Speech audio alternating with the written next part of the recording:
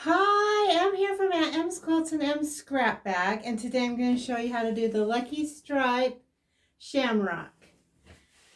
Thanks for watching my video. Remember to like and subscribe. All right, let's get started. To make your Lucky Striped Shamrock, you're going to want green strips. Our first step will be to put two strips together. So right sides together, these are 1.5 inch strips. And we're going to sew along here. And you'll keep just adding strips until you get all the way across and you have 6 strips across. Once we get our strip set, that's 6 across, we want to straighten up our edge. And then we want to cut a 6.5 inch square. Next, we're going to take 2.5 inch squares. Take our ruler, we're going to draw a line through it diagonally. And we're going to snowball 3 of the corners.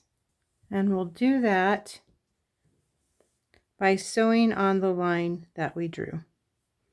Once we snowballed those 3 corners, we're going to flip it, we're going to set our seam. And we're going to flip it back, make sure that that covers that corner there. And then we can trim our seam allowance. Next, we're going to make 2 more 6.5 inch blocks. And notice how we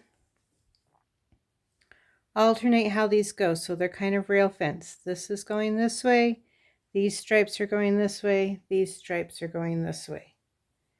So we'll have 3 of these. We're going to snowball each of the corners on these 2, just like that. Next, you're going to do a strip set that has 10 across. You'll straighten up your edge and then cut a 1.5 inch strip. Then we'll take a 6.5 inch background square. And we're going to cut that through the diagonal. That's inserted in between our 6.5 inch background square. We're just going to square this up to 6.5.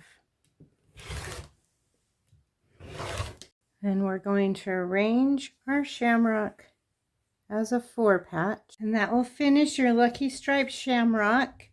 Thanks for watching my video. Remember to like and subscribe. We'll see you next time. Bye.